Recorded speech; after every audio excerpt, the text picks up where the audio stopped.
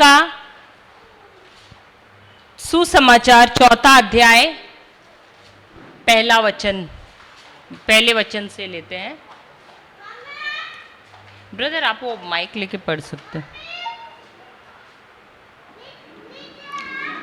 हमारे क्रिस्ती जीवन का अगर विश्वासी जीवन का अगर हमें नींव रखना है या फाउंडेशन जिसे हम कहते हैं बुनियाद रखना है, तो सबसे पहले यह दृष्टांत है, यह हमको सीखना पड़ेगा। Hallelujah hallelujah. पढ़ना ब्रदर। ईसा किसी दिन समुद्र के किनारे शिक्षा देने लगे और उनके पास इतनी भीड़ इकट्ठी हो गई थी वह समुद्र में एक नाव पर जा बैठे और सारी भीड़ समुद्र के तट पर बनी रही। उन्होंने दृष्टांतों में उन्हें बहुत सी बातों की शिक्षा दी। शिक्षा देते हुए उन्होंने कहा सुनो कोई बोने वाला बीज बोने निकला। बोते कुछ बीज रास्ते के किनारे गिरे और आकाश के पक्षियों ने आकर उन्हें चुग लिया। कुछ बीज पथरीली भूमि पर गिरे जहां उन्हें अधिक मिट्टी नहीं मिली। वे जल्दी ही उग गए क्योंकि उनकी मिट्टी गहरी नहीं थी। सूरज चढ़ने पर वे झुलस गए और जड़ न होने के कारण सूख गए। कुछ बीज कांटों में गिरे और कांटों ने बढ़कर उन्हें दबा दिया। इसलिए वे फल नहीं लाए। कुछ बीज अच्छी भूमि पर गिरे। वे उगकर फले फूले और 30 गुना या 60 गुना या 100 गुना फल लाए।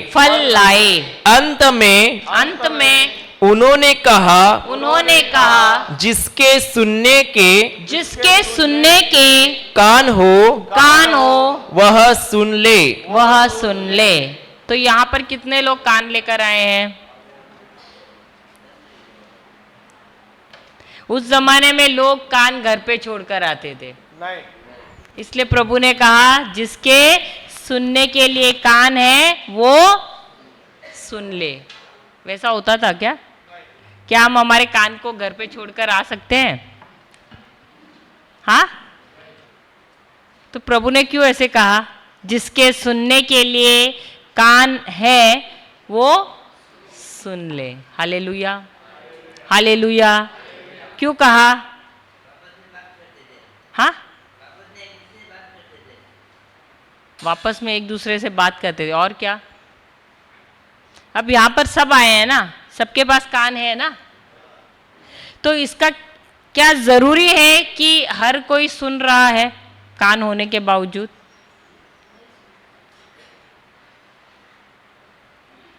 हाँ, सब सुन रहे हैं क्या?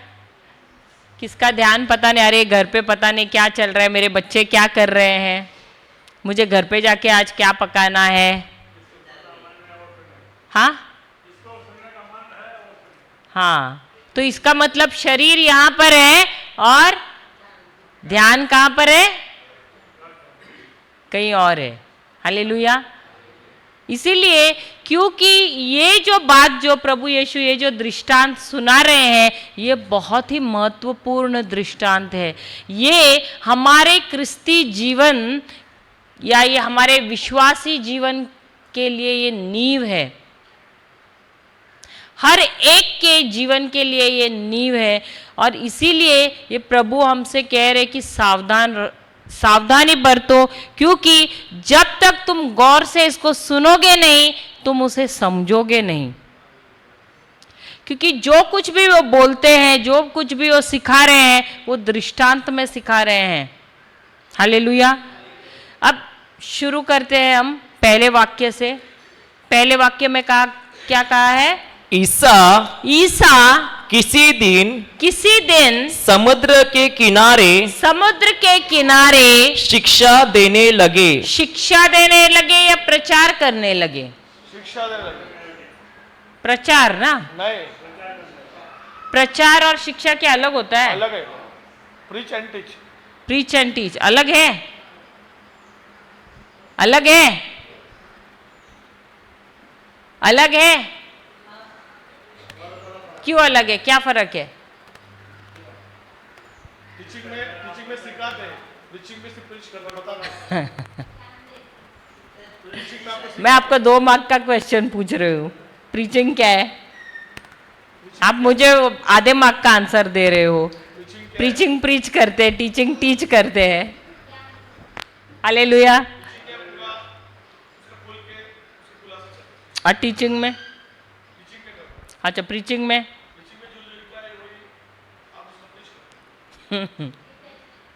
अच्छा, प्रीचिंग और टीचिंग दोनों में अंतर है, बहुत अंतर है। जब एक प्रीचर प्रीच करता है तो वो उस बात को प्रीच करता है जो आपको नजर नहीं आता है। जैसे कि प्रभु यीशु के बारे में, क्या आपको नजर आ रहे हैं यहाँ पर प्रभु यीशु? तो वो उन आत्मिक बातों को इस प्रकार बताता है कि वो आप अपने मन की आंखों द्वारा उसे देखते हो। वो आपको जब बताता है उन आत्मिक बातों को, तो आप उनमें विश्वास करना शुरू करते हैं और आपका हृदय परिवर्तन होता है और आप प्रभु यीशु को अपना प्रभु, अपना ईश्वर और मसीह स्वीकार करते हैं, उनको ग्रहण करते हैं। तो उसको कहते हैं प्रीचिंग। तो प्रीचर का काम क्या है कि जो अदृश्य चीज है, अनदेखी चीज है, अनसीन वर्ल्ड है, जो अनसीन बातें हैं, उसको इस प्रकार समझाना, इस प्रकार बताना कि वो आपको अपनी आत्मिक, आप अपने मन की आंखों से उसे देखते हैं और आप विश्वास करना शुरू करते हैं। समझ गए? और आपका हृदय परिवर्तन होता है। Hallelujah, hallelujah. टीचिंग, अब सिर्फ यहां तक अगर आपका सफर खत्म हो जाए, आपने प्रभु यीशु को अपना मसीह मान लिया, इसके आगे क्या? उसके आगे क्या?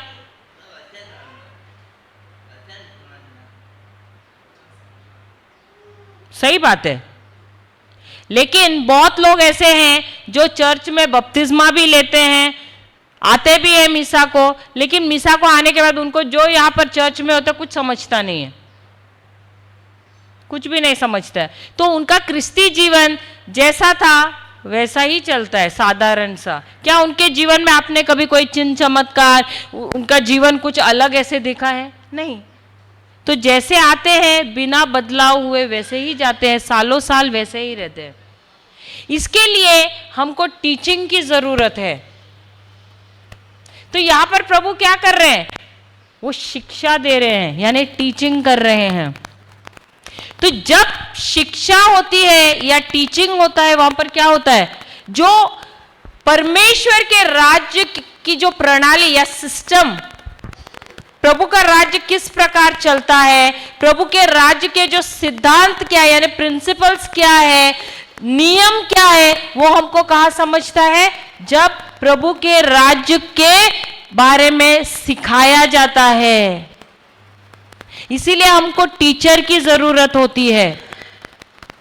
प्रीचिंग तो हर कोई आके करता है, लेकिन जब तक उस वचन को तोड़ते नहीं, उसके अंदर का रहस्य जो है उसे बताते नहीं है, वो हमारा प्रभु का राज्य किन नियमों से, किन सिद्धांतों से चलता है, ये अगर नहीं बताया जाएगा तो हम कभी भी हमारे जीवन में चिन्ह चमत्कार चंगाई नहीं देख सकते हैं। समझ रहे हैं? तो टीचिंग और प्रीचिंग दोनों में अंतर है। तो यहां पर हम देख रहे हैं कि प्रभु यीशु यहां पर टीचिंग कर रहे हैं, उपदेश दे रहे हैं, शिक्षा दे रहे हैं, वो प्रीचिंग नहीं कर रहे हैं। और ये जो है, ये प्रीचिंग, ये जो उन्होंने किया, ये टीचिंग जो उन्होंने किया है, ये बहुत ही महत्वपूर्ण टीचिंग है। क्योंकि यहाँ पर हम देखते हैं कि एक ही दिन में उन्होंने, ये पहाड़ का टीचिंग कहा जाता है, क्योंकि उन्होंने ये कुछ 10 या 10 से अधिक कुछ दृष्टांत उन्होंने सिखाए एक ही दिन में। हालेलुया। और जब उन्होंने यहाँ पर ये सिखाया है, उन्होंने प्रभु के राज्य के सिद्धांतों को बताया है हम लोगों को, कि उनका राज्य किस प्रकार कार्य करता है। Hallelujah, hallelujah. यहां तक सब समझे? समझ में आया? किसी को कुछ डाउट है या नहीं? समझ गए? Praise the Lord. आगे पढ़ना। और उनके पास इतनी भीड़ इकट्ठी हो गई कि वह समुद्र में, कि वे समुद्र में एक नाव पर जा बैठे और सारी भीड़ समुद्र के तट पर बनी रही। बस। अब हम देखते हैं बाइबल में जहां जहां प्रभु यीशु जाते थे, वहां उनके पीछे भीड़ दौड़ पड़ती थी। अब यहां पर प्रभु यीशु प्रचार करते थे, वैसे ही हम देखते हैं कि फरीसिया भी प्रचार करते थे। सही बात है, वो भी तो सिखाते थे ना प्रभु के राज्य के बारे में।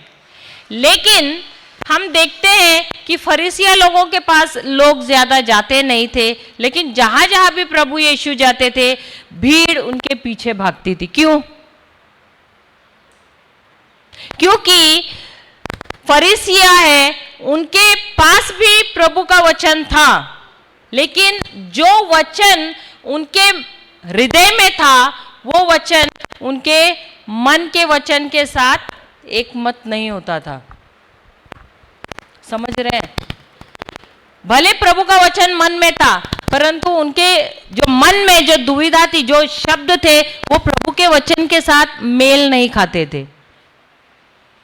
और अगर उनके पास वचन भी था, जो वचन था, वो क्या करते थे? वो वचन अपने जीवन को परिवर्तित करने के लिए इस्तेमाल नहीं करते थे, अपने जीवन में बदलाव लाने के लिए इस्तेमाल नहीं करते थे, परंतु वो उस वचन को लेते थे और वे जो साधारण लोग हैं, वो देखते थे कि वो क्या गलत कर रहे हैं, उसको क्या करते थे? वो उस वचन को लेकर दूसरों पर आक्रमण करते थे कि तुम ये गलत कर रहे हो, तुम वो गलत कर रहे हो, तो उन पर दोष लगाते थे, उनको दंड देते थे। इसलिए लोग उनके पास नहीं जाते थे। परंतु प्रभु यीशु जो प्रचार करते थे या सिखाते थे, वही शब्द उनके हृदय में थे, उनके मन में थे, उनके मुख में थे। और जब वो प्रचार करते थे या सिखाते थे, तो वो उसको लोगों को दोष लगाने के लिए नहीं, परंतु लोगों को उनका जीवन सुधारने के लिए वो सिखाते थे, और वे उनसे प्रेम करते थे और लोगों को अपने करीब लाते थे प्रेम से। और जो वो प्रचार करते थे, जो वो सिखाते थे, वो उनको डेमो भी करके दिखाते थे कि ये अपने रोजमर्रा जीवन में उसे आप कैसे इस्तेमाल कर सकते हो और उसके साथ आप उसी प्रकार के परिणाम ला सकते हो। समझ रहे हैं? क्योंकि जब भी वो प्रचार करते थे उसके बाद चिन्ह और चमत्कार भी हो जाते थे। हालेलुया, हालेलुया, जय यीशु। तो इसलिए हम देखते हैं कि भीड़ अधिक से अधिक प्रभु यीशु के पीछे दौड़ती थी, ना कि इन फरीसियों के पीछे। Hallelujah, hallelujah. आगे, उन्होंने दृष्टांतों में उन्हें बहुत सी बातों की शिक्षा दी। अब प्रभु यीशु जब भी सिखाते थे तो किसका इस्तेमाल करते थे? दृष्टांतों का। अब दृष्टांतों का क्यों इस्तेमाल करते थे? दृष्टांत क्या होता है? स्टोरी और एग्जाम्पल, उदाहरण और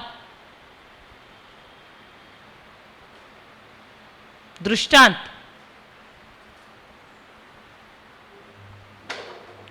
दृष्टांत का मतलब क्या है? दृष्टांत एक ऐसी स्टोरी बोल सकते हैं जिसमें एक गहरा रहस्य छुपा है, और जब तक वो टीचर उसको नहीं बताता है, उसको नहीं समझाता है। और दृष्टांत में कैसे रोजमर्रा जीवन के उदाहरण होते हैं। जब तक वो प्रचारक उसके अंदर जो रहस्य छुपा हुआ है उसे नहीं बताता है, तब तक कोई उसे समझ नहीं पाता है। हालेलुया, हालेलुया, जय यीशु। इसीलिए हम यहाँ पर देखते हैं कि प्रभु यीशु जब भी कोई दृष्टांत देते थे वो रोजमर्रा जीवन का उदाहरण इस्तेमाल करते थे। क्यों? ताकि उस समय के लोग बहुत ही साधारण थे, किसान थे, चुंगी लेने वाले और ऐसे छोटे छोटे मोटे लोग रहते थे, गरीब लोग रहते थे, मछुआरे रहते थे। तो उनके जो वो व्यवसाय करते हैं उसके अनुसार वो उनको वही उदाहरण लेकर उनको समझाते थे ताकि वो समझ सके। वो पढ़े लिखे लोग नहीं थे, तो उनके रोजमर्रा जीवन के जो उदाहरण लेकर वो उनको समझाते थे तो वो समझ पाते थे। इसलिए वे दृष्टांतों का इस्तेमाल करते थे। हालेलुया, हालेलुया, जय यीशु। पढ़ना। शिक्षा देते हुए उन्होंने कहा, सुनो, कोई बोने वाला बीज बोने निकला।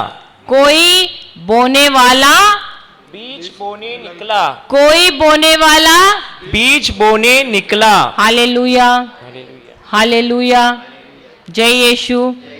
अब ये बोने वाला कौन है? हाँ, खेती करने वाला और किसान। और तो क्या यहाँ पर प्रभु हमें सिखाना चाहते हैं कि हम सब कैसे किसान बन सकते हैं? क्या हमको किसान बनने का ट्रेनिंग देना चाहते हैं लोग प्रभु? इसलिए ये दृष्टांत दे रहे हैं, हाँ या नहीं? पीछे वाले तो कुछ जवाब ही नहीं दे रहे।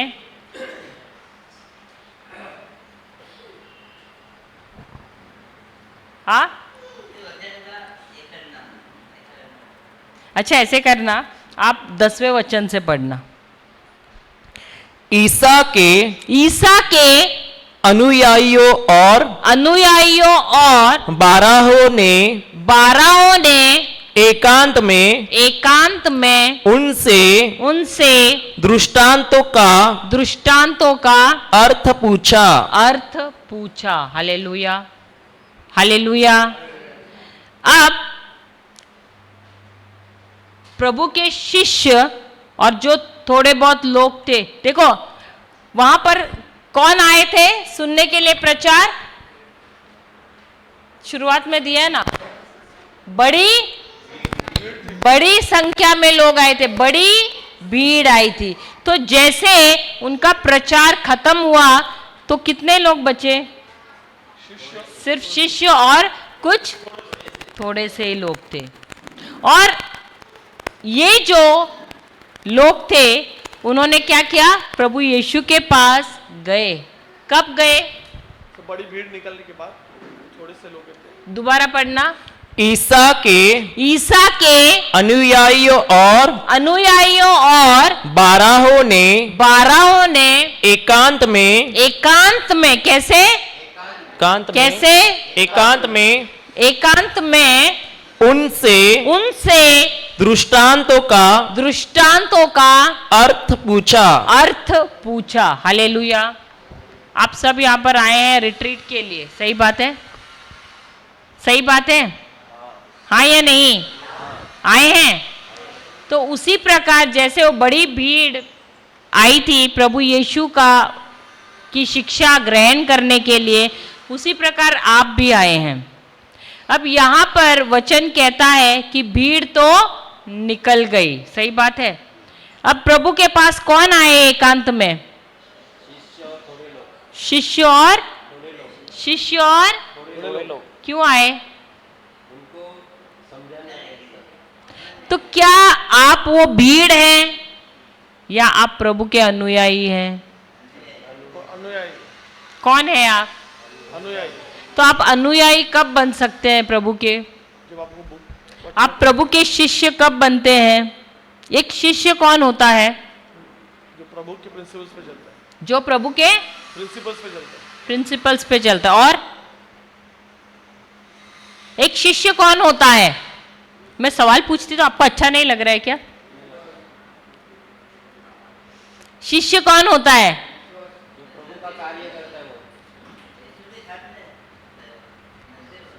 शिष्य वो होता है जो अपने गुरु जैसा बनना चाहता है।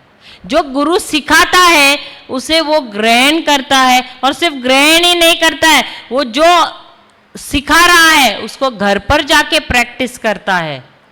क्यों? क्योंकि उसको अपने गुरु जैसा बनना है। जैसा गुरु रिजल्ट लाता है वही कार्य उसे भी करना है, इसलिए वो प्रैक्टिस करता है घर पर जाके। अब हम क्या करते हैं? हम भले नोट्स लिखते होंगे, लेकिन क्या हम घर पर जाके उसको दोबारा निकाल कर हम उसको सीखते हैं, उसको प्रैक्टिस करते हैं? ये तो मैं आपसे सवाल उसका उत्तर मैं नहीं पूछ रहे आपसे, लेकिन आप ये सवाल अपने आप से कीजिए, क्या आप सचमुच प्रभु यीशु के शिष्य बनना चाहते हैं? और यदि आप प्रभु यीशु के शिष्य बनना चाहते हैं तो आपको भी क्या करना है? जो आप सुन रहे हैं उसको दोबारा, जब आप एकांत में हैं। अब ये जो 12 जो थे उन्होंने क्या किया, और जो उनके अनुयायी थे, जो नहीं समझ में आया, जब ब्रेक मिलता है हम क्या करते हैं? क्या हम आपस में बात करते हैं या हम पवित्र आत्मा के साथ रहते हैं? पवित्र आत्मा से कहते हैं, प्रभु मैंने ये सीखा तो सही, लेकिन मुझे ये बात समझ में नहीं आ रही, मैं अपने जीवन में इसे कैसे इस्तेमाल करूं, कैसे मैं इसके ऐसे ही नतीजे अपने जीवन में लाऊं, आप मुझे बताइए। तो उसको कहते हैं अनुयायी, उसको कहते हैं शिष्य।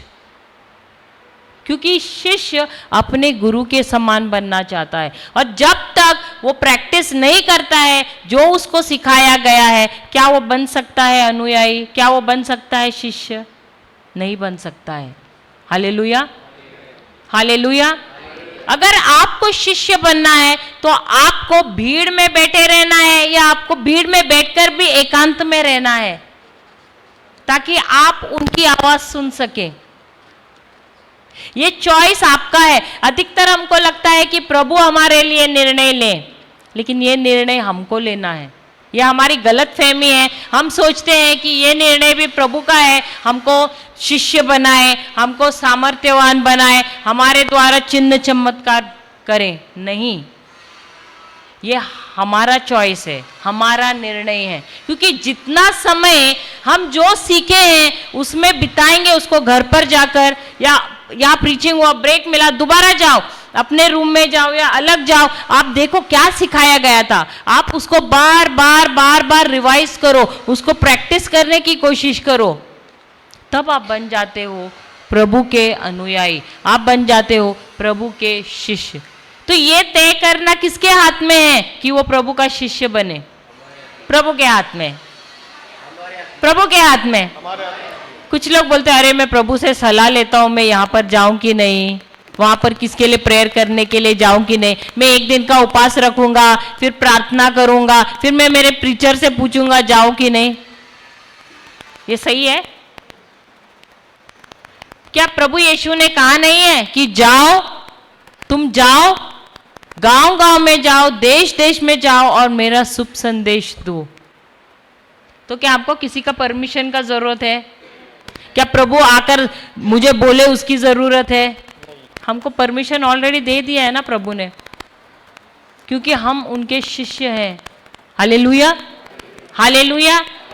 तो बहुत लोगों की एक गलत फहमी है, देखो अभी यहां पर भी बुलाया बहुत जनों को है, लेकिन जिन्होंने प्रभु की आवाज सुनी है वो आए हैं यहां पर। प्रभु देखो, ऐसा नहीं कि प्रभु बड़े बड़े प्रीचरों की बात के मुंह से ही बात कर सकता है।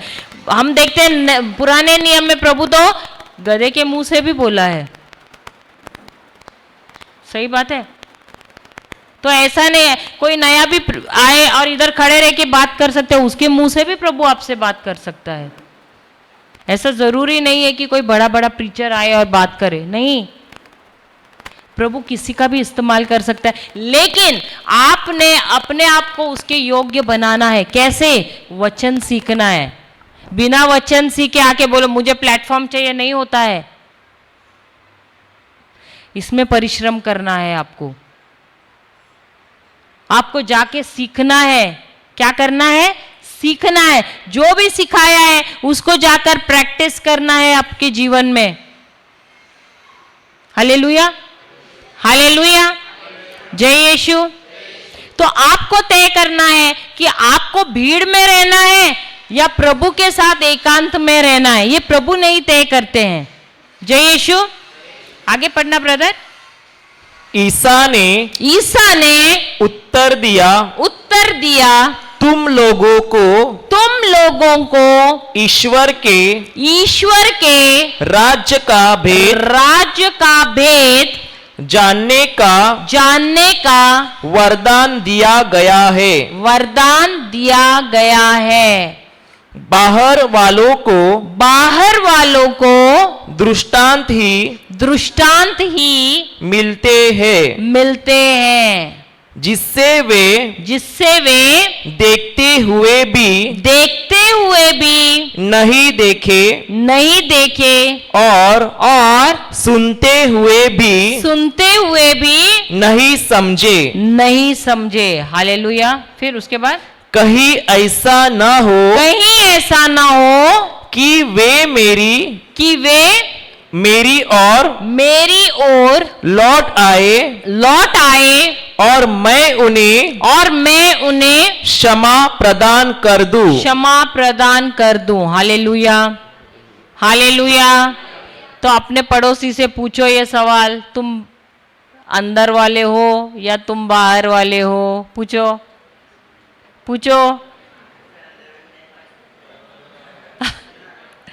आपका हाँ वो पड़ोसी है ना, वहां पर पूछो उनको, तुम अंदर वाले हो या बाहर वाले हो? पूछो। अरे शर्मा क्यों रहे हैं? अंदर वाले हैं या बाहर वाले हैं? क्योंकि प्रभु खुद कहते हैं ये जो दृष्टांत है ये क्या है? ये बहुत ही महत्वपूर्ण दृष्टांत है, क्योंकि जब तक ये दृष्टांत तुम नहीं समझोगे तुम्हारा क्रिस्ती जीवन व्यर्थ है। क्या है? व्यर्थ है। क्योंकि ये बोलते हैं ना, ये सबसे महत्वपूर्ण दृष्टांत है। सब दृष्टांतों में ये राजा है। तो जब तक ये दृष्टांत हम नहीं समझेंगे हमारा क्रिस्ती जीवन का नींव नहीं बनेगा। वैसा ही होगा जैसे कि दो व्यक्ति थे, बाइबल में कहा गया है ना, एक ने अपने घर को कहां पर बांधा? रेत पर बांधा। दूसरे ने अपने घर को कहां बांधा? चट्टान पे बांधा। तो क्या हो गया? दोनों ने प्रचार सुना। ऐसा नहीं कि दोनों ने प्रचार नहीं सुना, यहां पर भी बहुत सारे लोग आए हैं, सब प्रचार सुनने के लिए आए हैं। अब स्कूल में आपने देखा है टीचर पढ़ाती, सिस्टर आप पढ़ाते हैं? आप नहीं पढ़ाते हैं? तो यहाँ पर टीचर है कोई? और सही में तो बहुत टीचर्स रहते हैं, कोई भी नहीं है, सब अच्छा स्कूल गए हैं। तो टीचर जो होती है क्या बच्चों को अलग अलग सिखाती है कि एक ही साथ एक ही क्लासरूम में सिखाती है? एक ही समान सिखाती है? आप लोग भी सब स्कूल गए हैं, सही बात है। अभी ये तो अच्छा उदाहरण है, आप सब गए स्कूल को, कोई गया नहीं है क्या? ऐसे कोई है? सब गए हैं ना। तो टीचर सबको एक समान सिखाती है क्लास में, ठीक है, और वो पूछती भी है सिखाने के बाद समझ गए क्या? सही बात है। तो कुछ बच्चे जो है अगर डाउट है तो पूछते भी है, टीचर उसको क्लियर भी कर देती है। कुछ बच्चे सोचते, बहुत ज्यादा होशियार होते, बोलते अरे आया, सब आया। टीचर बोलती है हफ्ते के बाद तुमको मैं इम्तिहान देगी, परीक्षा दूंगी, तैयारी में आ जाना। अब क्या परीक्षा देने के बाद जब रिजल्ट आता है क्या सब बच्चे 100 में से 100 लाते हैं? नहीं लाते? आप कितना लाते थे ब्रदर? हाँ क्यों होता था? अभी पूछती हूँ मैं आपसे सवाल, क्यों जस्ट पास होते थे? नहीं समझता था। लेकिन घर पे जाके पढ़ते थे क्या? नहीं पढ़ते थे। सही बात है, हालेलुया। उसी प्रकार प्रभु यीशु का राज्य भी है। बिना हाँ नहीं, देखो जो सिखाया गया है अगर हम घर पर जाके उसको प्रैक्टिस नहीं करेंगे तो क्या हम पूरे मार्क लाएंगे? अरे आप ऐसे करो, परीक्षा के अगले रात को बैठो और सब पढ़ो, फुल मार्क्स लाओगे? कुछ लोग ऐसे शॉर्टकट भी मारते हैं ना। Hallelujah, hallelujah. तो टीचर तो सिखाने का काम अपना करती है, उसका ड्यूटी निभाती है, सब कुछ सिखाती है, लेकिन क्या विद्यार्थी पूरा पढ़ता है? घर पे जाके प्रैक्टिस करता है? नहीं। उसी प्रकार ये दोनों व्यक्ति जिन्होंने अपने अपने घर बांधे हैं, एक ने रेत पर बांधा, उसको जो कुछ मिला, जितना उसको समझा, उसी के अनुसार जाके उसने क्या किया? अपना घर जाके रेत पर बांधा। इसका मतलब क्या है? उसने कम तैयारी में जाकर अपना घर बांधा, प्लानिंग नहीं किया, जितना उसको समझा उसी प्रकार से उसने जाकर अपना घर बांधा। क्या हम भी वैसे ही करते हैं? जितना जितना समझा थोड़ा थोड़ा। भेलपुरी कभी देखा है? खाया है भेलपुरी? खाया है?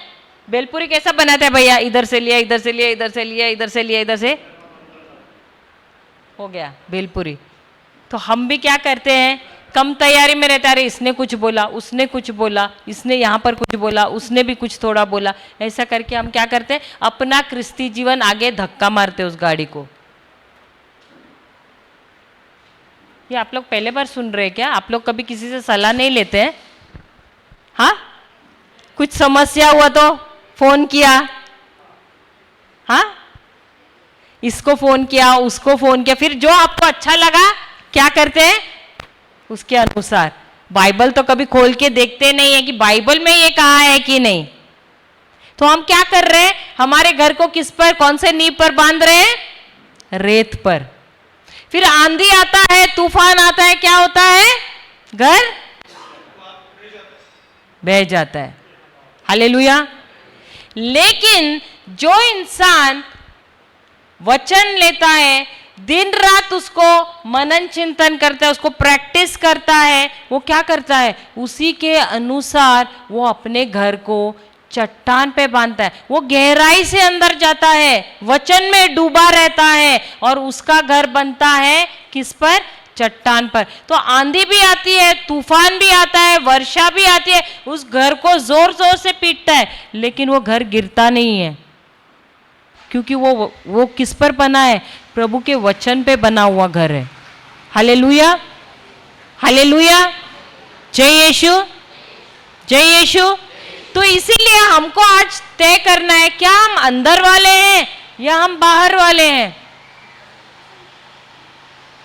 जो अंदर वाला है वो क्या करता है? वो प्रभु के साथ बैठता है रहस्य जानने के लिए, उनके राज्य के।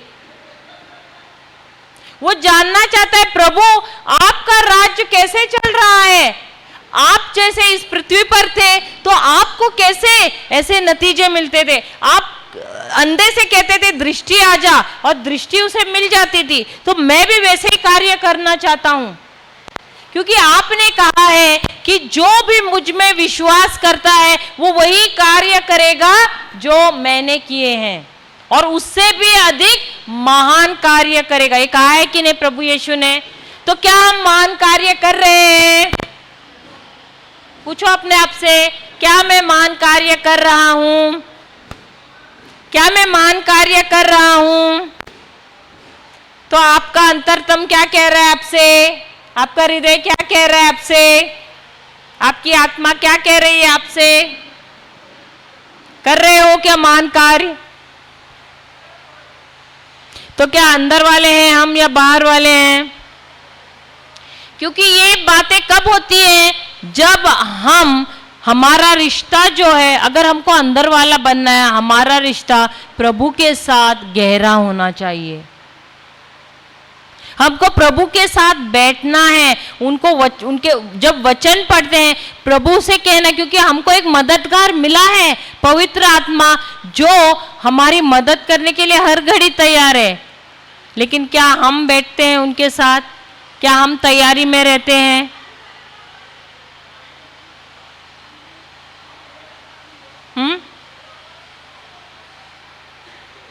Hallelujah, hallelujah. हाँ, क्या बोल रहे? ट्यूशन?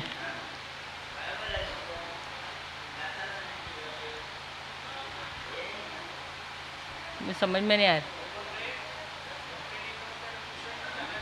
अच्छा अच्छा, ट्यूशन को जाना है। Okay okay, hallelujah, hallelujah, hallelujah. आगे पढ़ना ब्रदर। ईसा ने उनसे कहा क्या तुम लोग यह दृष्टांत नहीं समझते? तो सब दृष्टांतों को कैसे समझोगे? आगे, बोने वाला वचन बोता है। बोने वाला, तो वो बीज क्या है? प्रभु का वचन है। बीज क्या है? प्रभु का वचन है। और वो जो किसान है वो कौन है? किसान कौन है? जो वचन प्रचार कर रहा है, जो वचन सिखा रहा है। Hallelujah, hallelujah. अब हम देखते हैं कि हर कोई चीज जो हमें नजर आती है वो किससे आई है? शब्द द्वारा। अब ये जो सांसारिक चीजें भी जो हमें नजर आ रहे, पेड़ पौधे, अगर वहां पर बीज ना हो तो क्या हमें नजर आएंगी ये? तो यहाँ पर हम देखते हैं कि प्रभु यीशु हमें इस दृष्टांत के द्वारा दिखाना चाहते हैं कि जो भी चीज हम इस दुनिया में देख रहे हैं वो शुरू किससे हुआ है? बीज से शुरू हुआ है। किससे शुरू हुआ है? बीज से शुरू हुआ है। हालेलुया, हालेलुया, जय यीशु। 2 मिनट आंखें बंद कीजिए और हालेलुया बोलिए। Hallelujah, hallelujah, hallelujah.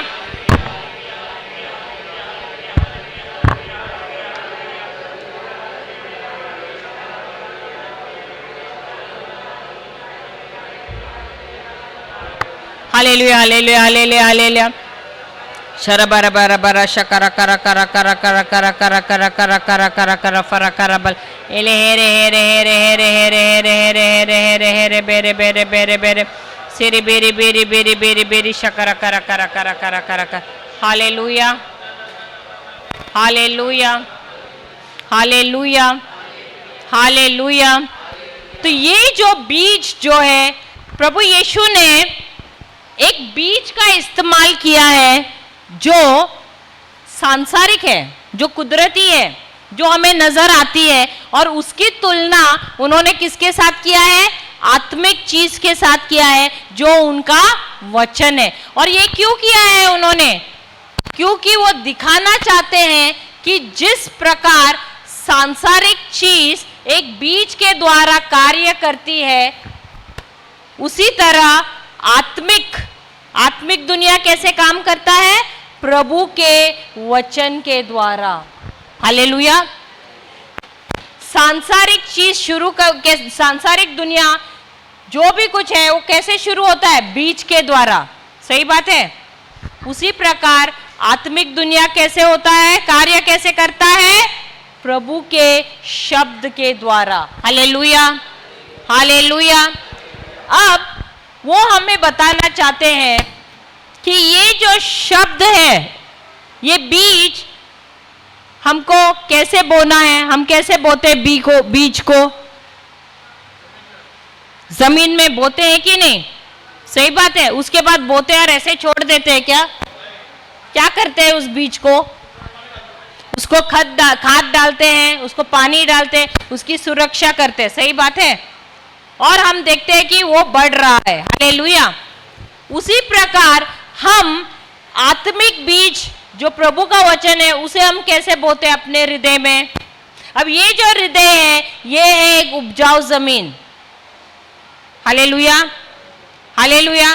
तो हमको यदि इस बीज को यानी वचन को बोना है तो हमें क्या करना है? कैसे बोते हैं इस बीज को? मनन चिंतन करते हैं, उसको हम सीखते हैं। फिर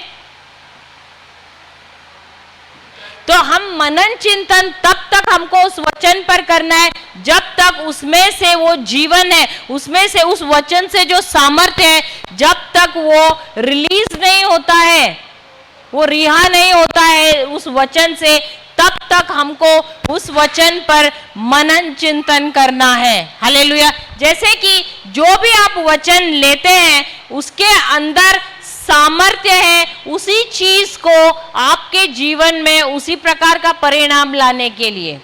समझ गए? समझ रहे हैं या दोबारा बताऊं? अब जो भी वचन लेते हैं उस वचन के अंदर ही सामर्थ्य है, जीवन है, और वो सामर्थ्य है, उस क्षमता है वही प्रकार का परिणाम आपके जीवन में लाने की। जिस प्रकार एक बीज आप देखते हो, गेहूं का बीज, अब गेहूं के बीज की क्या क्षमता है? उसमें से आपको क्या फसल मिलने की आपको ऐसे क्षमता लगती है? गेहूं ही निकलेगा, जवारी नहीं निकलेगा ना, बाजरा नहीं निकलेगा ना, नहीं ना। 100% सही बोल रहे हैं ना।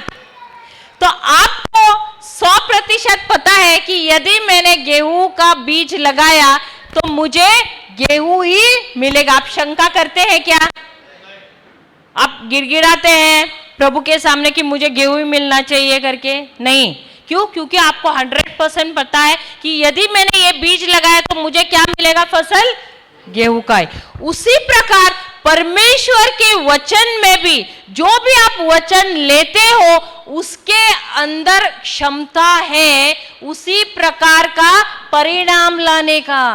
समझ रहे हो? अभी यदि आपने चंगाई के लिए जो वचन लिया है, आपको उस वचन को जिस प्रकार आप बीज लेते हो, जमीन में डालते हो, वो अंदर जाने के बाद आपको पता नहीं क्या हो रहा है। आप बार बार उसको खोद के देखते हो क्या? मिट्टी निकाल कर देखते हो कुछ हो रहा है? नहीं। उस बीज के अंदर सामर्थ्य है, उस बीज के अंदर जीवन है।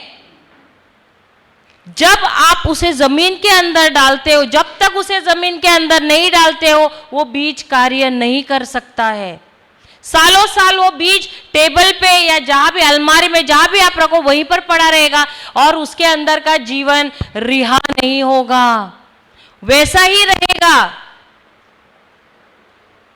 क्योंकि वो कार्य कर ही नहीं सकता है जब तक उसको मिट्टी, पानी, हवा नहीं लगता है। उसी प्रकार प्रभु कह रहे हैं कि मेरा वचन जो बीज के समान है, जब तक तुम उसे मुंह में नहीं लेते हो, जब तक उस पर मनन चिंतन नहीं करते हो, जब तक वो तुम्हारे हृदय में नहीं जाता है, वो कार्य नहीं कर सकता, क्योंकि उसमें से जीवन, उसमें से जो सामर्थ्य है वो बाहर निकल ही नहीं सकता है, क्योंकि उस वचन के अंदर विश्वास का सामर्थ्य भरा हुआ है। समझ रहे हो? तो इसीलिए प्रभु यीशु ने बीज का उदाहरण दिया है हमको, क्योंकि जिस प्रकार ये बीज कार्य करता है उसी प्रकार प्रभु का वचन भी एक बीज के समान है और वो भी उसी प्रकार कार्य करता है हमारे जीवन में। इसलिए वो कहते हैं कि किसान क्या करता है, बीज बोता है। वो आपको किसान बनने के लिए ट्रेनिंग नहीं दे रहे हैं, हमको नहीं बता रहे कि कैसे आपको खेती करनी है। Hallelujah, hallelujah, hallelujah. ये जो प्रभु का वचन है, जिस प्रकार वो बीज भी जमीन में जाती है वो अदृश्य है। हालेलुया। उसी प्रकार ये भी बीज जो है वो अदृश्य है और वो अपना कार्य करती है। जिस प्रकार वो बीज जमीन के अंदर जाने के बाद अपना कार्य करना शुरू करती है, वो एक्टिवेट होती है जब वो मिट्टी के अंदर चली जाती है। हालेलुया, हालेलुया, जय यीशु, जय यीशु। अब आप कहोगे, जब तक देखो, जब तक वचन आप नहीं लोगे, जब तक आप उसके अंदर जो रहस्य है उसको आप नहीं जानोगे, आप उस पर मनन चिंतन नहीं करोगे, तब तक वो वचन में जो है वो आपको मिलेगा नहीं।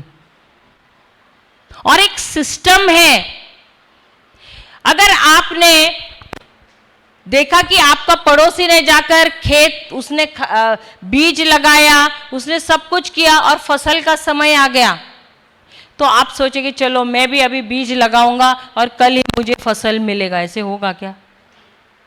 अरे उसने किया ना, उसका फसल का समय आया तो मैं भी आज बीज लगाता हूं, कल मुझे फसल मिलेगा। होता है क्या ऐसे? तो हम क्या करते हैं हमारे क्रिस्ती जीवन में? वचन तो लेते नहीं, लेकिन जब समस्या आती है तो हम क्या करते हैं, एक दिन में बैठते हैं, बोलना शुरू करते हैं और फिर सोचते हैं अरे मुझे रिजल्ट क्यों नहीं मिल रहा है। होता है ऐसे? देखो आप ना, जो मनुष्य ने जो सिस्टम बनाया, मनुष्य ने जो प्रणाली बनाई है, उसके साथ आप चीटिंग कर सकते हो। जैसे कि एक रात में आपने पढ़ाई नहीं किया, एक रात में बैठकर कैसे भी करके पढ़ाई करके जस्ट पास भी हो सकते हो, ठीक है। लेकिन जो ये कुदरती नियम है उसके साथ आप चीटिंग नहीं कर सकते हो। ऐसे नहीं कि आपने आज बीज लगाया और कल ही आपको फसल मिलेगा, नहीं होता है, नहीं होता है। उसी प्रकार प्रभु ये कह रहे हैं, जिस प्रकार कुदरती नियम के साथ ये नहीं होता है, उसी प्रकार मेरे आध्यात्मिक नियम, मेरे वचन को आप लेकर खाली एक दिन में ऐसे बोल दिया तो नहीं होता है। जब तक आप उसका सिस्टम नहीं समझोगे, उसका सिद्धांत नहीं समझोगे, तब तक आपको उस प्रकार का रिजल्ट नहीं मिल सकता है। वो यही बताना चाहते हैं। हालेलुया। अभी एक औरत प्रेग्नेंट है, वो क्या बोल सकती है, गर्भवती है, वो बोलेगी 3 महीने हो गए, चलो मैं बस हो गया, अभी मैं डॉक्टर को बोलूंगी अभी बच्चे को निकालो, मैं तो बहुत हो गया। हो सकता है क्या? उसको पूरा 9 महीना 9 दिन रुकना पड़ता ही है, क्योंकि ये कुदरत का नियम है। उससे पहले निकालो तो क्या होगा, बच्चा बचेगा नहीं। तो वैसे हम लोगों ने कितने एबॉर्शन किए हैं हमारे आत्मिक जीवन में। थोड़ा देर वचन पढ़ा, अरे दर्द तो अभी तक है, गया नहीं। होता है? वचन तो कह रहा था कि ठीक होगा, लेकिन तो वचन कह रहा है कि प्रभु यीशु के घाव द्वारा मैं चंगी हो गई, लेकिन दर्द तो हो रहा है।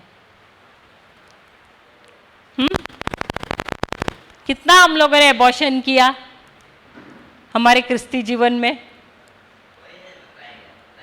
हाँ, हर चीज के लिए नियम होता है, सिद्धांत होता है।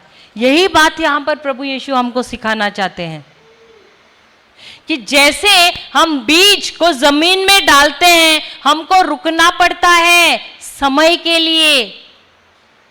एक समय करके समय होता है उस बीज को अंकुरित होने के लिए, फिर उसको पौधा बनना है। उसी प्रकार प्रभु के वचन में भी जब हम वचन लेते हैं, हमको लेना है उस वचन को, हमको मनन चिंतन करना है उस वचन पर, प्रभु के साथ हमको संबंध बनाना है। हम लोग कभी कभी क्या करते पता है, मेरा काम हो गया, चलो प्रभु आप जाओ, टाटा बाय बाय, होता है ऐसे। फिर बाद में किसी ने पूछा, हाँ मैंने पता है मेरी भी यही समस्या थी, मैंने वचन तो बोला था, कौन सा सिस्टर, कुछ तो बोला था, पता नहीं कौन सा, याद भी नहीं रहता कौन सा, तो बीच क्या किया आपने, फेंक डाला। सही बात है, हालेलुया। तो ऐसा हमने कितना बार किया हमारे जीवन में। तो यहां पर प्रभु यही हमको बताना चाहते हैं, वो ऐसे ही नहीं बता रहे ये दृष्टांत, हमने बहुत बार ये दृष्टांत पढ़ा है। ये मैं सच्ची बोलती हूँ, जो आज पढ़ा रही हूँ ना, ये मुझे प्रभु अभी सिखा रहे हैं ये चीज को, मैं खुद भी सीख रही हूं और मुझे खुद को याद भी दिला रहे हैं। काफी बार मैंने भी ऐसे ही किया है, जब तक काम था तब तक वचन किया, बाद में भूल गए, अरे कहाँ था बाइबल में, कहाँ लिखा था। आपको पता है यीशु जब उनके जीवन में प्रलोभन आए, हर एक प्रलोभन को उन्होंने प्रभु के वचन के साथ उन्होंने उसके साथ सामना किया। क्या हमको वचन आते हैं?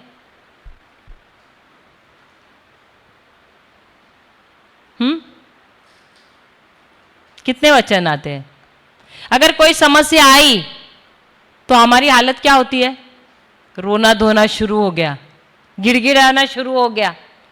फिर प्रेयर टावर तो है ही भाई, प्रेयर ग्रुप भी है, सबको फोन किया और क्या कहा उनको, तुम लोग प्रार्थना करो। और हम क्या कर रहे हैं, इधर क्रिकेट देख रहे हैं, मैच दे, सबको धंधे पे लगा दिया और खुद क्या कर रहे हैं, शॉपिंग यहाँ वहाँ। सही बात है।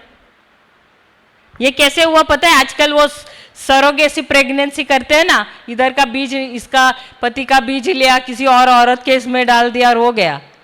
सुना है ये आप लोगों ने? सुना है सरोगेसी प्रेगनेंसी? उसके जैसे हो गया। हमने लिया और दूसरों को बोले तुम कर लो भाई, हम थोड़ा अपना आराम करते हैं, हमको तकलीफ नहीं लेना है। हालेलुया। क्या प्रभु हमसे बात कर रहे हैं? हालेलुया, हालेलुया, जय यीशु। हम आंखें बंद करते हैं और प्रभु से क्षमा मांगते हैं, क्योंकि हमने देखो प्रभु और उनका वचन एक ही है और हमने उस वचन को कभी महत्वपूर्ण समझा नहीं, सिर्फ अपने मतलब के लिए इस्तेमाल किया। और हम सिर्फ उतने हद तक ही उस वचन पर बने रहे जब तक वो वचन हमारे लिए कार्य किया। उसके बाद उस वचन को हमने उस पर ध्यान ही नहीं दिया, उसको भूल गए। हे पिता परमेश्वर, हम आपसे क्षमा मांगते हैं, क्योंकि इसी वचन द्वारा आपने इस सृष्टि की रचना की और वचन कहता है कि आदि में शब्द था और शब्द खुद ही प्रभु यीशु थे और ये शब्द आप ही के साथ थे। हे प्रभु यीशु, हम क्षमा मांगते हैं कि हमने आपके शब्द को, आपको सबसे निचला स्थान दिया अपने जीवन में, बल्कि हमने आपको सबसे ऊंचा स्थान देना चाहिए था। आज आप पवित्र आत्मा के द्वारा हमसे बात कर रहे हैं, हमको सिखा रहे हैं कि आपका वचन कितना महत्वपूर्ण है हमारे जीवन में और हमें कैसे इस वचन को अपने हृदय में बोना है,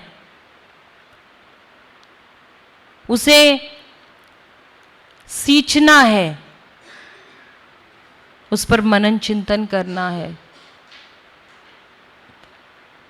और उससे खाद देना है, पानी देना है। उसके अंदर से जब तक वो सामर्थ्य और आपका जीवन नहीं बहता है, हमारे इस जीवन में नहीं वो जीवन आता है, तब तक हमें उस पर मनन चिंतन करते रहना है। धन्यवाद देते हैं पवित्र आत्मा, आज आपने हमारी आंखें खोली और हमें बताया कि हम कहाँ गलत थे। आज हमारा जीवन, हमारे जीवन में मुसीबतें, हमारे जीवन में गलत हो रहा है, क्यों? क्योंकि हमने आपके वचन को ऊंचा स्थान नहीं दिया, समझा ही नहीं। धन्यवाद देते हैं पवित्र आत्मा, आज आपने हमारी आंखें खोली, क्योंकि हम इस दुनिया में अंधों की तरह चल रहे थे, क्योंकि हमारे पास आपका वचन ही नहीं था, वचन का ज्ञान ही नहीं था। और यहाँ पर इस दृष्टांत में प्रभु यीशु ने कहा है कि वो बीज और कुछ नहीं है, प्रभु का वचन है। और यही वचन जो बीज के रूप में है, यही शुरुआत है हमारे जीवन में हर एक अच्छाई का, हर एक परिस्थिति का उत्तर यही वचन है। धन्यवाद देते हैं प्रभु यीशु, धन्यवाद देते हैं पवित्र आत्मा, धन्यवाद देते हैं पिता परमेश्वर। ये प्रार्थना हम करते प्रभु यीशु के नाम से, आमेन, आमेन, आमेन। Hallelujah, hallelujah. तो जिस प्रकार अलग अलग प्रकार के बीज होते हैं, कुदरती बीज अलग अलग प्रकार के होते हैं ना,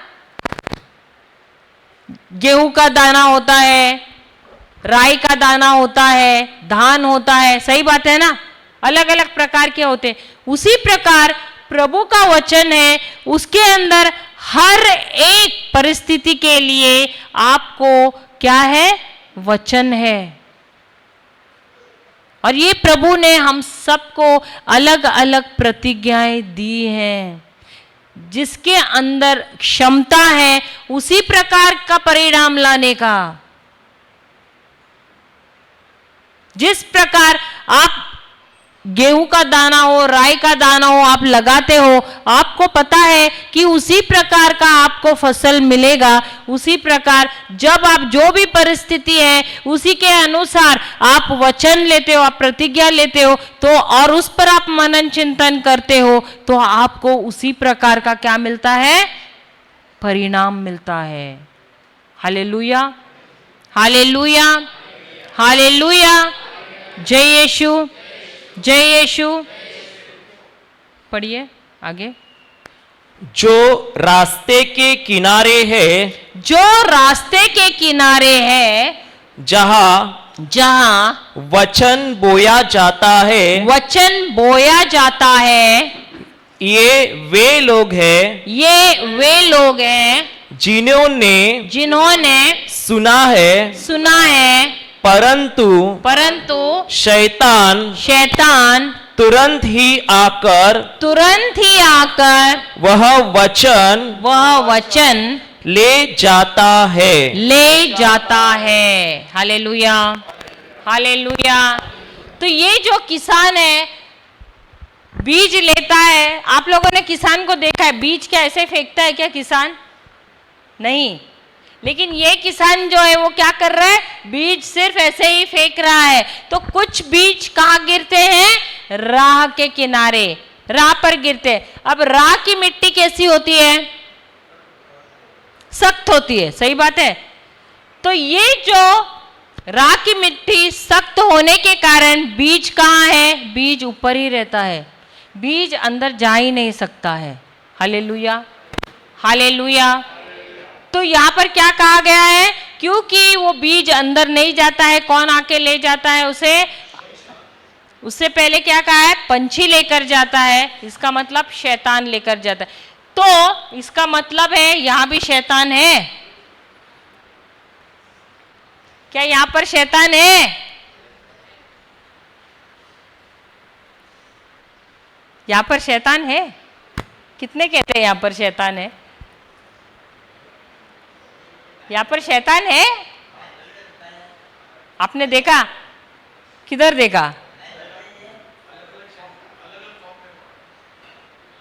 शैतान देखा आप लोगों ने? खाली इन लोगों ने शैतान को देखा है? अच्छा, लिखा है। हालेलुया। तो एक बात हम सबको सीखना है कि जहां जहां प्रचार होता है सबसे पहले कौन आता है? हमको उससे सीखना है कि कभी छुट्टी नहीं लेना है। लेकिन हम लोग क्रिस्ती लोग क्या करते हैं? अरे आज तो बहुत थक गए, चलो भाई आज छुट्टी ले लेते हैं। प्रभु प्लीज, टाइम प्लीज, आज के लिए नहीं चाहिए, है ना? करते हैं क्या हम लोग? हाँ, करते हैं कि नहीं? हमको छुट्टी चाहिए ना। लेकिन शैतान से ये एक बात हमको सीखना है कि हमको कभी छुट्टी नहीं लेनी है। हालेलुया। जहां जहां प्रचार होता है सबसे पहले कौन आता है?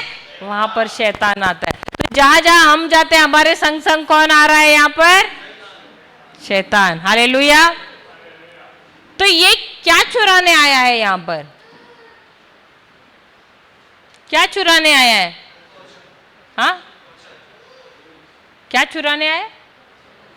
वहां तो बीज बोला है ना, वचन ना। हालेलुया। अब क्यों चुराने आया है वचन? हाँ, वचन क्यों चुराने आया है? हाँ, वचन क्यों चुराने आए हैं शैतान?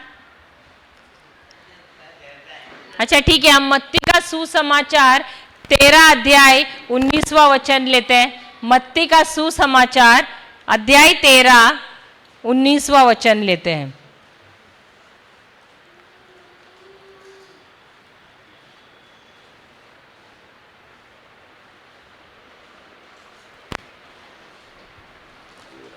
यदि कोई राज्य का वचन सुनता है लेकिन समझता नहीं, तब उसके मन में जो बोया गया है उसे शैतान आकर ले जाता है। क्या करता है? ले जाता है। क्या लेता है? शैतान क्या करता है? वचन ले जाता है। कब?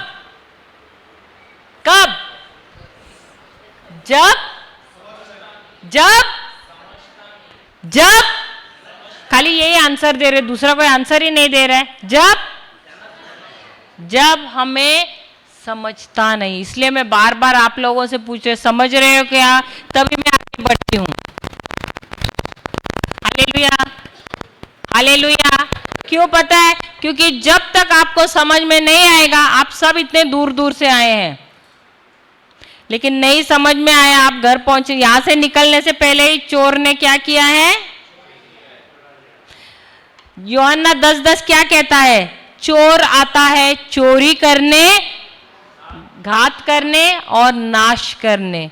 अब वो चोरी क्या करने आता है? उस शब्द को। किस लिए? क्योंकि उसको पता है इस शब्द के अंदर कितनी बड़ी दौलत है। क्योंकि यदि आपको ये शब्द समझ में आया तो आप उसको हरा सकते हैं। आप तरक्की पे तरक्की कर सकते हैं जीवन में, आपको वो कभी भी हरा नहीं सकता है। इसीलिए वो आता है, जहां जहां प्रीचिंग होता है सबसे पहले शैतान पहुंचता है वहां पर। क्योंकि उसको मालूम है ये शब्द में क्या सामर्थ्य है, इस शब्द की क्या कीमत है। Hallelujah, hallelujah. तो ये समझ का मतलब क्या है? समझ का मतलब क्या है?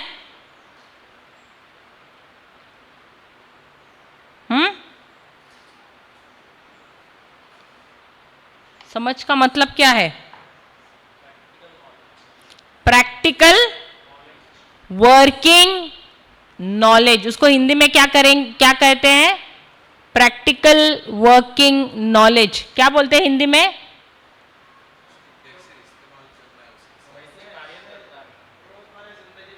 एक मिनट, मैं आपको बताती हूं। इंग्लिश में जिनको लिखने का है लिख सकते हैं।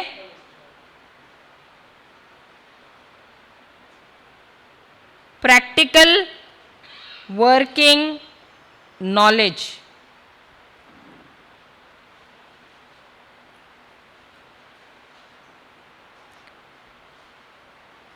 व्यावहारिक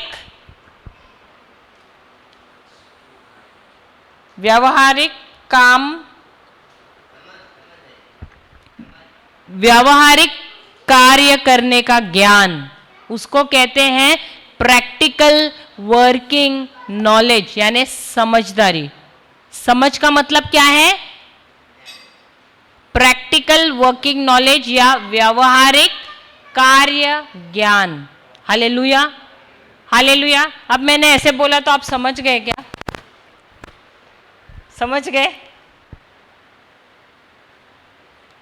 समझ गए? व्यावहारिक कार्य ज्ञान, मैंने इतना बोल दिया, चलो हो गया, समझ गए? तो उसको बताने के लिए मुझे आपको उदाहरण देना पड़ेगा। हालेलुया। अब ये जो हमारा कैमरा आया है नया, ये टकाटक नया कैमरा ब्रदर ने भेजा है। अभी इसको अगर मैं बोलूं आपको उसको चालू करो, आपको समझ में आएगा क्या? तो वो ब्रदर थॉमस है ना, उनसे जाकर आप पूछोगे तो वो आपको बताएंगे कैसे उसको करना है, कैसे चालू करना, ऑन कैसे करना है, ऑफ कैसे करना है, कौन सा बटन ऑन, कौन सा प्लग कहाँ डालना है। तब आप सीखोगे। दूसरी बार जब मैं बताऊंगी तब आप उसको कर पाओगे। उसको कहते हैं प्रैक्टिकल वर्किंग नॉलेज या व्यावहारिक कार्य ज्ञान। Hallelujah, hallelujah, hallelujah. समझ में आ गया आपको? अब मैं आपको वचन के द्वारा सिखाती हूं। हम जाते हैं योएल की किताब 3 अध्याय 10वां वचन। योएल की किताब 3 अध्याय 10वां वचन। ये आवाज क्यों आ रहा है? योएल की किताब 3 अध्याय 10वां वचन।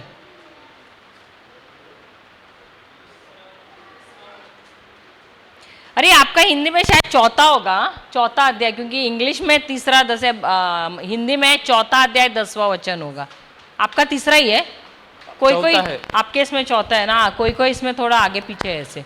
अपने फालों को तपाकर तलवारें गढ़ो और हंसियों के भाले बना डालो। हंसिया के भाले बना डालो। दुर्बल से दुर्बल भी समझे मैं योद्धा हूँ। Hallelujah, hallelujah. जिनको नींद आ रही है बोलो हालेलुया। सबको नींद आ रही है। जिसको नींद नहीं आ रहे बोलिए हालेलुया। अच्छा, हालेलुया, हालेलुया। तो यहाँ पर वचन क्या कह रहा है? ये उस समय की बात है जब इजरायली लोग प्रोफेशन से क्या है? किसान है। उनको युद्ध करने का अनुभव नहीं है। शत्रु के लोग जो है, जो दूसरे राज्य के जो शत्रु है, वो आते हैं। जब भी इनकी फसल तैयार है, वो क्या कर रहे हैं? इन पर आक्रमण कर रहे हैं और उनकी फसल सब लूट कर निकल रहे हैं। तो ये डरे हुए हैं। अब इनको प्रभु एक फॉर्मूला दे रहे हैं, सीखना है, सीखना है, क्योंकि यही फॉर्मूला वो हमसे भी कहते हैं हमारे रोजमर्रे जीवन में यूज करने के लिए, इस्तेमाल करने के लिए। हालेलुया। तो वो क्या कहते हैं उनसे कि तुम जो तुम्हारे भाले हैं उनको क्या करना है, सॉरी तुम्हारे जो क्या है हसिया ना ब्रदर, क्या है वो हसिया है, उसको क्या करना है, उसका भाला बनाओ, उसको तोड़ो और उसका क्या करो, भाला बनाओ। और दूसरा क्या है, फाल है आपकी, उसको क्या करना है, उसकी तलवार बनाओ, उसको पीट पीट कर तलवार बनाओ। तो ये सब कौन से औजार हैं, युद्ध के औजार हैं। हथियार किसके हैं, युद्ध के हैं। तो वो क्या कह रहे हैं, तुम किसान भले ही हो, क्योंकि तुम्हारे हाथ में हथियार नहीं है, इसलिए तुम अपने आप को क्या समझ रहे हो, कमजोर समझ रहे हो। तो अब तुमको क्या करना है, जो तुम्हारे पास है औजार, उसको तुमको पीट पीट कर या उसको पिघला कर तुमको लड़ाई के औजार बनाना है। और उसके साथ साथ हिम्मत आने के लिए तुमको क्या करना है, तुम्हारा ये जो मुंह है उसको भी हथियार बनाना है। कैसे, जो तुम्हें दिखाई पड़ता है वो नहीं बोलना है, जो महसूस होता है उसको नहीं बोलना है, जो सुन रहे हो उसको नहीं बोलना है, परंतु जो तुम चाहते हो उसको मुंह खोल के बोलो। तुम कमजोर हो लेकिन तुमको मुंह खोल के क्या बोलना है, मैं वीर हूं। तुम कंगाल हो लेकिन तुमको मुंह खोल के क्या बोलना है, मैं धनवान हूं।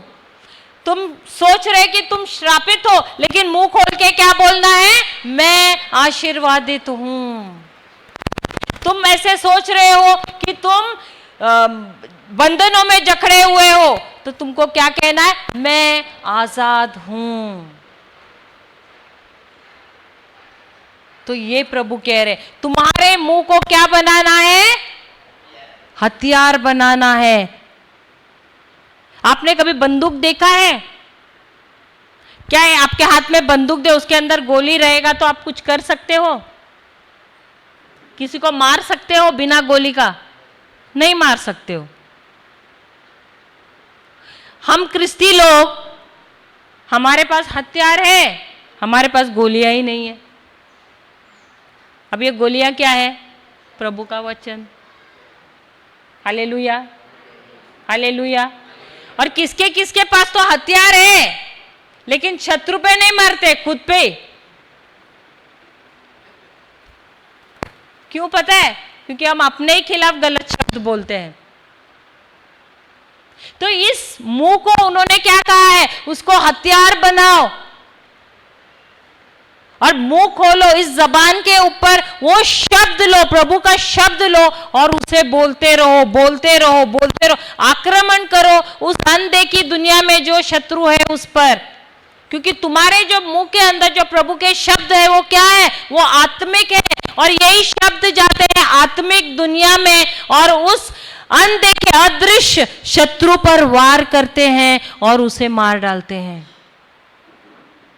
Hallelujah, hallelujah.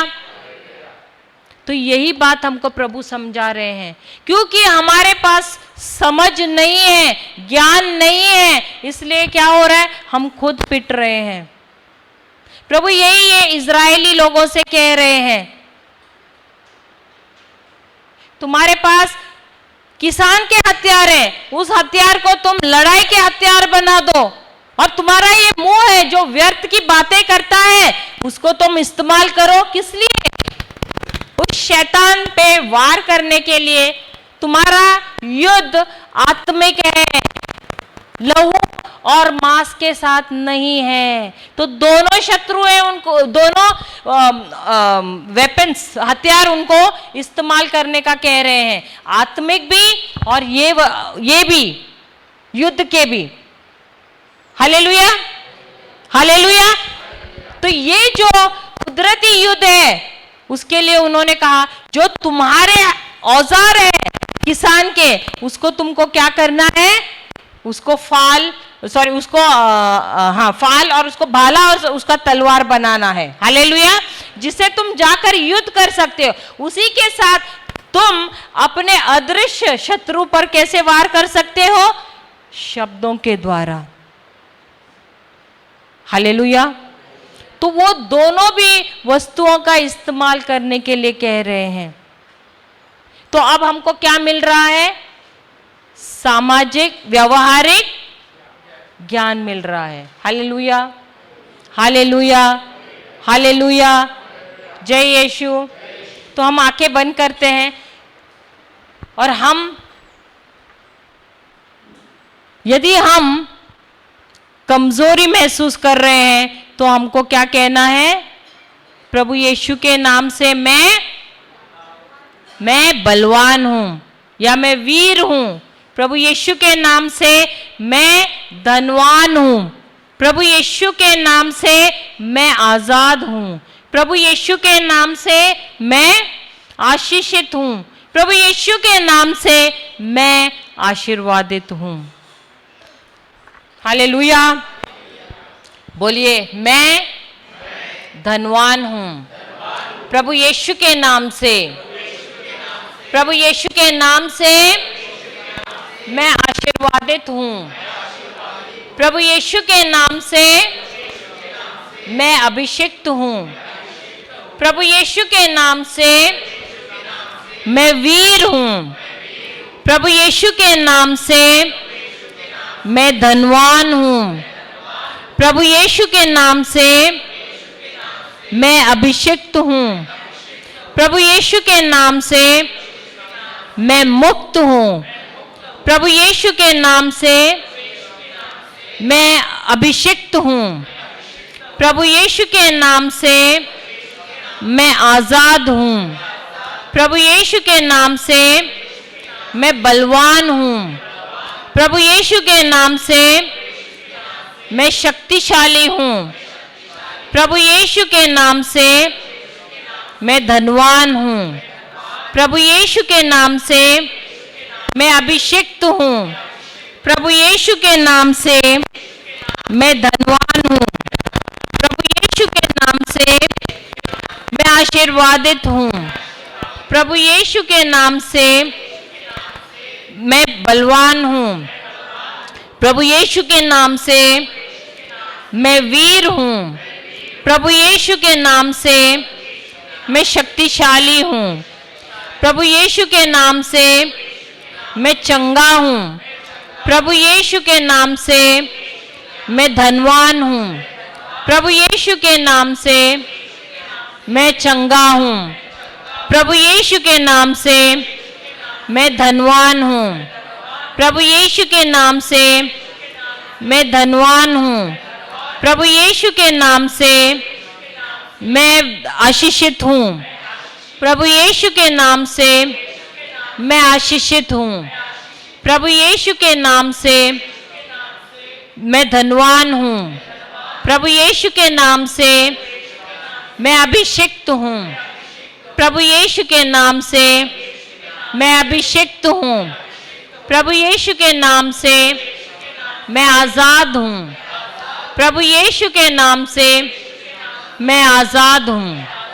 Hallelujah, hallelujah.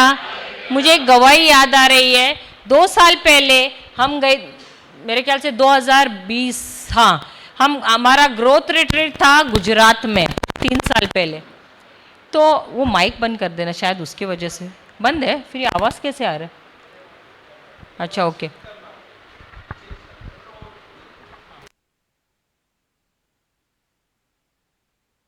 तो मुझे याद आ रहा है कि पवित्र आत्मा ने अभी याद दिलाया, वहां पर जो हम जब गए थे तो हमें रहने का जगह, चर्च यहाँ पर है लेकिन कुछ दूर हमको झुग्गी जो झोपड़ियाँ हैं ना, वहाँ से होते हुए हमको एक कॉन्वेंट में जाके रहना था। तो वहाँ प्रबंध किया था। तो हम जैसे जा रहे थे, वहाँ पर वो बूढ़ी औरतें बैठी थी, फटे हाल कपड़ों में थी, बाहर बैठकर आपस में बात कर रहे थे। तो हमने उनको पूछा, आप लोग क्रिस्ती है क्या? तो बोलने लगे हाँ करके। तो हम बोले, अरे यहाँ चर्च में रिट्रीट है, आओ आप लोग, आज शाम से शुरू हो रहा है। तो शाम के वक्त वो लोग आए और वहाँ खाने का भी प्रबंध था, थोड़ा वचन इंग्लिश में था तो उनको समझ में नहीं आ रहा था। तो हमने कहा ऐसे करो, कल से हम हिंदी में रख रहे हैं, मैं और मेरे पति और ये ब्रदर थॉमस भी थे। तो हमने बोला हम वहाँ पर रिट्रीट रख रहे हैं। तो फादर ने भी हमको थोड़ी जगह दी, तो काफ़ी लोग आए वहाँ पर हिंदी रिट्रीट के लिए, और ये बुजुर्ग औरतें भी थी। और क्योंकि वहाँ सीढ़ियाँ थी, उनको चढ़ने को नहीं हो रहा था। कुछ तो ऐसे लाठियाँ लेकर आई थी, डंडे लेकर आए थे जिनको ऐसे पकड़ कर हुए, कुछ तो ऐसे चल भी नहीं, रेंगते ना बच्चे 6 महीने के, वैसे रेंग रेंग कर ऊपर चढ़ रहे थे। उनको देखकर हमको बहुत बुरा लग रहा था। तो उनको ये वचन दिया हमने, ये जो कुछ 1 हफ्ते का कुछ रिट्रीट, 10 दिन का रिट्रीट था, उसमें वे आए, वचन सुना। उनको हमने कहा रोज ये तुम ये बोलते रहना, मैं धनवान हूँ, मैं आशीषित हूँ, मैं आशीर्वादित हूँ, मैं मुक्त हूँ, मैं चंगी हूँ, मैं वीर हूँ। ये सारे वचन उनको दे दिए। फिर हम पिछले 2021 में हम वहाँ पर गए। 2021 में गए ना, 2021 या 22 पिछले साल गए, 21 में। 2020 में जनवरी में रिट्रीट था, ग्रोथ रिट्रीट। 2021 में हम मार्च में कुछ गए, शायद मार्च अप्रैल में कुछ गए, मार्च में गए। 1 साल 1 साल का अंतर था। हम गए, हम तो भूल भी गए थे, हमको ध्यान नहीं था। तो हम गए वहाँ पर, तो कुछ महिलाएं हमारी तरफ दौड़ कर आई, हम उनको पहचाने नहीं। फिर वो अरे ब्रदर सिस्टर करने लगी। तो हमने बोला क्या, हम फिर करीब से जब उनको देखा हम उनको पहचाने। जो औरतें महिलाएं जो लाठी पकड़कर चल रहे थे, जो बराबर खड़ा नहीं रह पा रहे थे, तो दौड़कर हमारी तरफ आए, और उनकी साड़ियां भी नई नई। 1 साल के अंदर इतना फर्क। फिर शाम के वक्त शुक्रवार को हमने क्रूज का रास्ता वहां पर था, तो हम भी चले। उनके ही जो झोपड़े और थे पहले, वहां से हम गुजर रहे, तो वहां देखे सब पक्के पक्के घर भी दिखाई दिए। तो हम एकदम परेशान, हम हैरान रह गए कि अरे ये परिवर्तन कैसे हुआ। तो हमने उनको पूछा क्या आप लोग ये वचन बोल रहे? बोले हाँ हम अभी भी बोल रहे हैं ये वचन। देखिए ये वचन से क्या हुआ, बदलाव हुआ। सबसे पहले क्या हुआ, उनका मन बदल गया, उनका मन बदल गया और उनके जीवन में परिवर्तन आ गया। उनके शरीर में परिवर्तन आया, उनके आर्थिक परिस्थिति में परिवर्तन आ गया। क्योंकि जो आप बोलते हो, शुरुआत में जब आप बोलते हो आपका ध्यान बाहर जो दिखाई देता है उस पर पड़ता है, लेकिन जैसे जैसे आप बोलना शुरू करते हो, अब क्या हो रहा है, आपका मन शुरुआत में जो नहीं सुन रहा था, अब आपका मन सुनने लगा है, समझने लगा है, और आपका मन परिवर्तित हो जाता है, नया हो जाता है, और फिर आप देखते हो बदलाव शुरू हो जाता है। Hallelujah, hallelujah. तो ये कैसे हुआ, उनको इस वचन में जो समझ थी वो उनको मिल गई। हालेलुया, जय यीशु, जय यीशु, हालेलुया। तो हम सब आंखें बंद करते हैं। हे पिता परमेश्वर, हम आपको धन्यवाद देते हैं, आपने हमें इतने सरल तरीके से सिखाया कि आपका राज्य कैसे चलता है और किन सिद्धांतों पर चलता है। आपने हमें सिखाया कि जब हम, जैसे आपने आपके वचन में बताया है, जो नियम बताए हैं, जो सिद्धांत बताए हैं, उसके अनुसार जब हम चलते हैं तो हमको उसी प्रकार के नतीजे, उसी प्रकार के परिणाम मिलते हैं। और आपने इतनी सरल तरीके से पिता परमेश्वर, सरल उदाहरणों द्वारा, सरल दृष्टांतों द्वारा हमें जो रहस्य छिपा है आपके वचनों में, उसका खुलासा किया है। धन्यवाद देते हैं पवित्र आत्मा, और धन्यवाद देते हैं पिता परमेश्वर उन हाथों के लिए जिन्होंने हमारे लिए भोजन तैयार किया है, उन किसानों के लिए जिन्होंने ये फसल हमारे लिए उसकी उपज की है, इसके लिए धन्यवाद देते पिता परमेश्वर। हमको आपने हमारे लिए ये भोजन तैयार किया, हमने कोई मेहनत भी नहीं की है इसके लिए, लेकिन क्योंकि हम आपके पुत्र, प्रिय बहुमूल्य पुत्र और पुत्रियां हैं, आपने हमारे लिए सब चीज़ का प्रबंध किया है, यहाँ रहने का स्थान भी बनाया हुआ है, सब कुछ दे दिया है। धन्यवाद देते पिता परमेश्वर आपके प्रेम के लिए, आपके अपार प्रेम के लिए। ये प्रार्थना हम करते प्रभु यीशु के नाम से, आमेन, आमेन और आमेन। पिता, पुत्र और पवित्र आत्मा के नाम पर। हालेलुया।